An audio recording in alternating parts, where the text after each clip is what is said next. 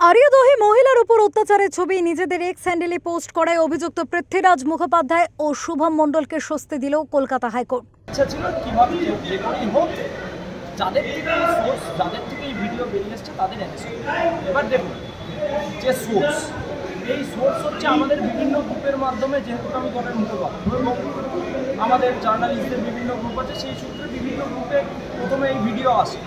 তো আমার অপরাধটা হচ্ছে একটাই, যে আমি এই ভিডিওটা কেন ভারতীয় জনতা পার্টিতে দিয়েছি, এই অপরাধটার জন্যই পুলিশ আমায় ডেকে, এটা পরিষ্কার হয়ে গেছে। এবং পুলিশ খালি আমায় ডেকে পাঠায় নয়, পুলিশ কালকে বাড়িতে গিয়ে আমার মা এবং বাবার সাথে চূড়ান্ত হ্যারাসমেন্ট। প্রসঙ্গত তাদেরকে বৃহস্পতিবার ডেকে পাঠিয়েছিল বেলঘরিয়া থানার পুলিশ। গ্রেফতারির আশঙ্কায় তারা হাইকোর্টের দ্বারস্থ হন। বিচারপতি অমৃতা সিনহা মন্তব্য করেন, এই ধরনের ভিডিও শেয়ার করেন কেন, এভাবেই তো হিংসা ছড়ায়। তবে তার নির্দেশ, আপাতত আদালতের নির্দেশ ছাড়া গ্রেফতারির মতো কোনো কড়া পদক্ষেপ নেওয়া যাবে না পুলিশের।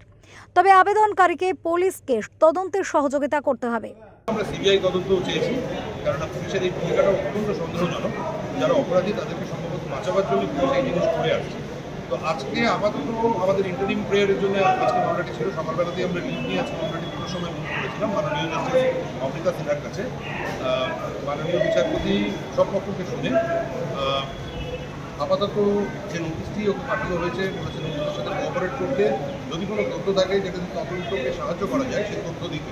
তবে আদালত আরও একটি জিনিস করে দিয়েছেন, একটি ইন্টারিম প্রোটেকশন দিয়ে, যে কোনো মতে বা কোনো অবস্থায় এই ছেলেটির বিরুদ্ধে পিটিশনের যিনি ছিলেন তার বিরুদ্ধে কোনো রকমের কোয়ার্সিভ অ্যাকশন পুলিশ নিতে পারবে না কোর্টের অনুমতি ছাড়া।